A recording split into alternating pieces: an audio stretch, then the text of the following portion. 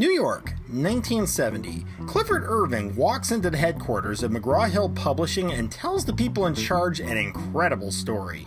For the past few weeks, he had received a series of correspondence from eccentric millionaire Howard Hughes. The most recent letter, written in Hughes' own hand, stated that the wealthy recluse had read Irving's previous book about the infamous Hungarian forger named Elmer de Hory and was very impressed by his writing. So much that he was interested in acquiring Irving's services and co-authoring his official autobiography. This was incredible news for Irving's publishers because Howard Hughes had not been seen nor heard from for over 12 years since he famously withdrew from public life. So the fact that he was interested in McGraw-Hill publishing his unedited life story was almost a guaranteed windfall for them. Thus began one of the strangest chapters in the history of American investigative journalism.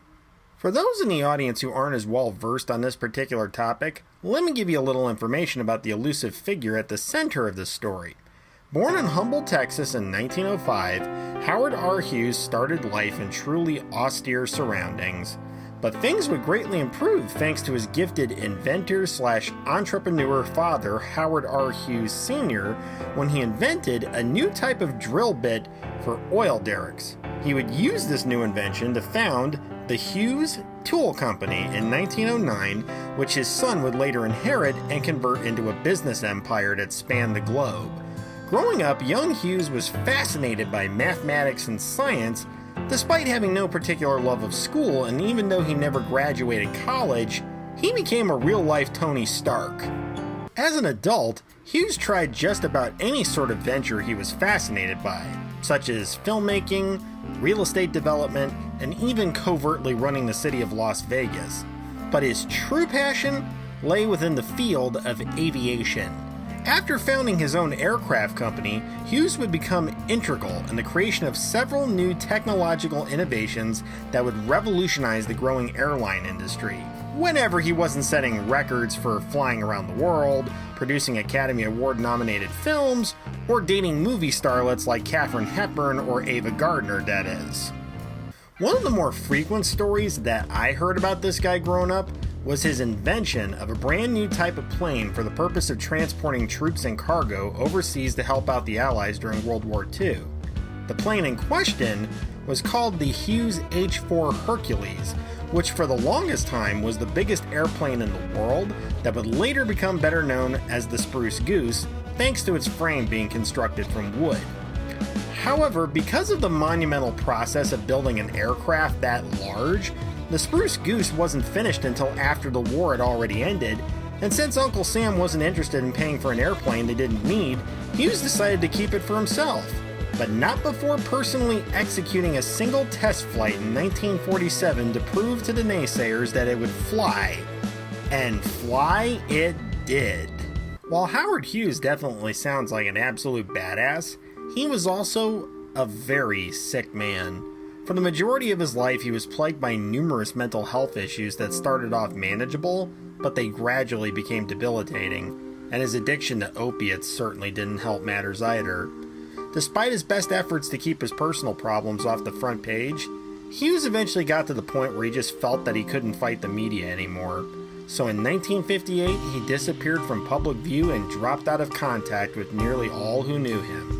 So now that you know a little something about Mr. Hughes, let's get back to Clifford Irving and the folks at McGraw-Hill Publishing.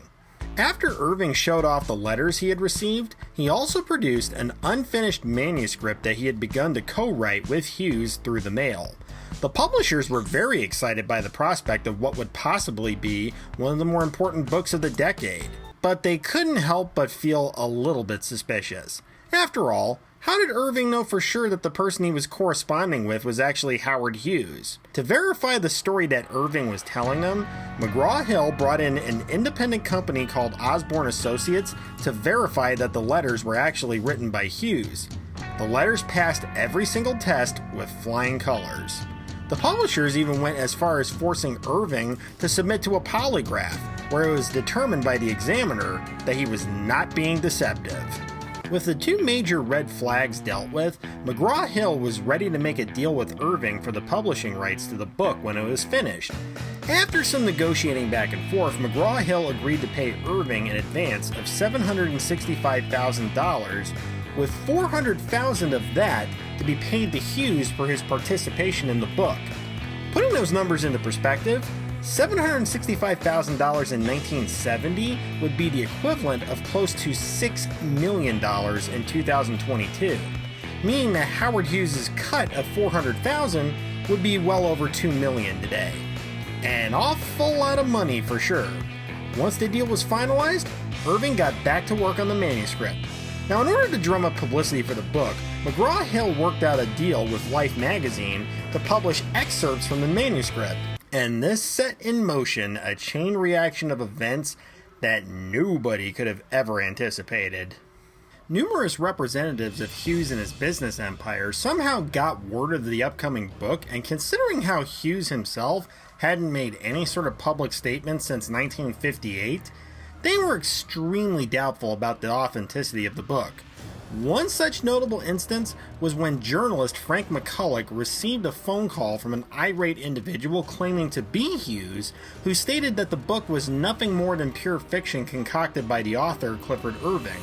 Now, it should be mentioned here that McCulloch at that time bore the distinction of being the last journalist to ever interview Howard Hughes before his departure from public life. So he was probably one of the few people on Earth who was qualified to determine whether or not the caller was actually Hughes. Well, McCulloch managed to get a hold of a copy of Irving's manuscript and found that the information contained within was consistent with information that he had learned from Hughes in his interview with him, which convinced him that the book had to be genuine. Despite the criticisms from the Hughes camp, McGraw-Hill stood by Irving and their belief in the authenticity of the book. After all, they had definitive proof in the form of Hughes' letters and now Frank McCulloch's opinion that the material in the book was on the level. By early 1972, Irving had finished the book and McGraw-Hill was ready to publish the appropriately titled Autobiography of Howard Hughes. But the guaranteed bestseller's release would soon be derailed by a phone call. On January 7, 1972, Hughes' trusted representatives reached out to 7 different journalists and requested that they attend a televised press conference that would be held by them that very day. The journalists in question were James Bacon of the Hearst papers, Marin Miles of the Los Angeles Times, Vernon Scott of UPI, Roy Neal of NBC News, Gene Hansacker of AP, Wayne Thomas of the Chicago Tribune, and Gladwin Hill of the New York Times. When the journalists arrived for the press conference, they discovered that they would essentially be interviewing a speakerphone, much to their confusion. But it would turn out to be one of the most important conference calls of their lives. When the press conference began, Hughes' representatives queued up the conference call, and who was on the other end? Howard Hughes himself. The conference call would last for over 3 hours, and Hughes would answer numerous questions, but most importantly, he went on record to state that he had no knowledge of, nor did he authorize Clifford Irving's book. In fact, he also stated that he had never even met nor spoken to Irving on the phone or in writing. When the press conference came to an end, Irving was quick to assert that the person on the phone was not Howard Hughes, but rather an imposter seeking to discredit his book through nefarious means. However, there was a bit of a wrinkle in Irving's assertions. The 7 journalists present during the conference call weren't selected at random. They were people who knew Hughes personally and were therefore qualified to identify the voice on the phone as Hughes himself, which they all did. A huge media circus ensued, and Irving decided to head to his vacation home on the island of Ibiza to ride it out, just as Hughes' personal attorney Chester Davis filed a massive lawsuit against not only him, but also McGraw-Hill Publishing and Life magazine. While it was indeed a less than ideal time for him to pull a disappearing act, McGraw-Hill continued to stand by Irving and defended the book, once again citing the letters Irving had received from Hughes as proof of its authenticity. However, the authorities were about to make a discovery that would only make the situation worse for Irving and McGraw-Hill. Following the paper trail, the U.S. government thought that it was quite suspicious that the $400,000 check from McGraw-Hill that was supposed to go to Howard Hughes was actually made out to H.R. Hughes and then deposited into a Swiss bank account under the name of Helga R. Hughes. Now, knowing that Hughes was unmarried, nor did he have any relatives by that name, the Swiss authorities began to investigate on their end and discovered that Helga R. Hughes was actually one Edith Irving, as in Clifford Irving's wife. Soon the Swiss and American authorities showed up on the married couple's doorstep, and after laying out the evidence in front of them, the Irvings knew that the jig was up and decided to come clean. On January 28, 1972, Irving and his wife confessed to the authorities that the Howard Hughes autobiography was in fact a hoax. The origin story of how this whole affair started begins back in 1970, prior to pitching the book to McGraw-Hill.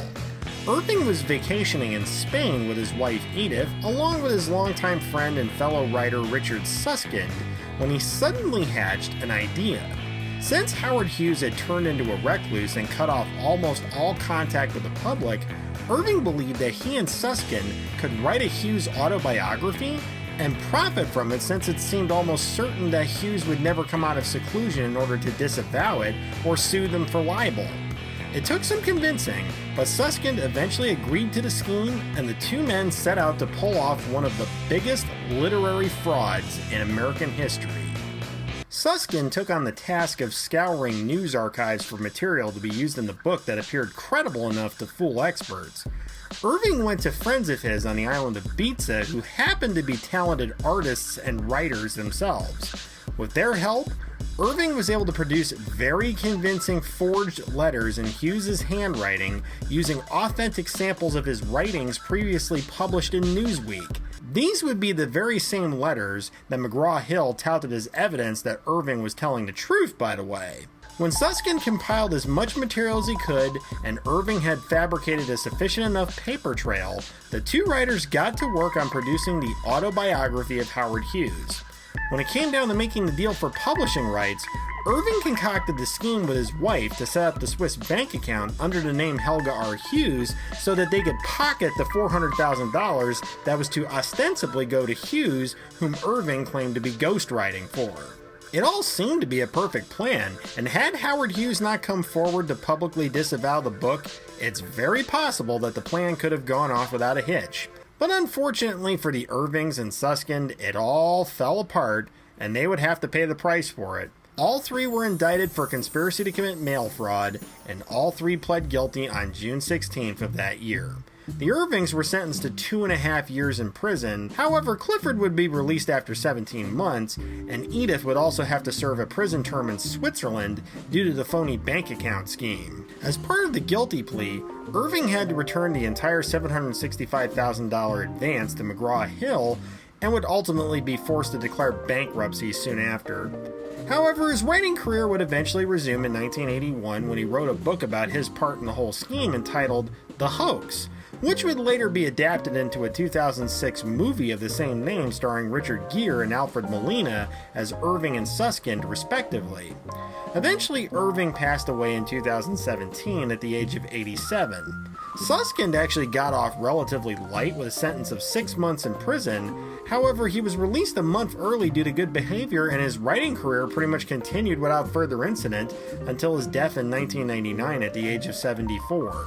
As for Howard Hughes, after the 1972 teleconference, he simply went back to his life of seclusion and was never heard nor seen again until his reported death in 1976 at the age of 70. McGraw-Hill mostly recovered from the PR nightmare and actually bought out a rival company, eventually switching over to exclusively publishing textbooks by 1989. So there you have it. Probably one of the craziest high-profile capers involving a reclusive millionaire, fraud, deception of a big publishing company, vast sums of money being siphoned off to secret bank accounts, and a writer out to tell a good story. So what's the moral here? Maybe something along the lines of always look before you leap, especially if you're thinking about doing something incredibly stupid and illegal. If you like this video, please show your support by dropping a comment below, hitting the like button, and sharing it with your friends. If you're curious about my future content and want to hear more extraordinary tales, then please subscribe to my channel and hit the little bell icon so you'll be notified whenever I upload something new. Until next time, have a lovely day, stay safe out there, and most importantly, look for the extraordinary.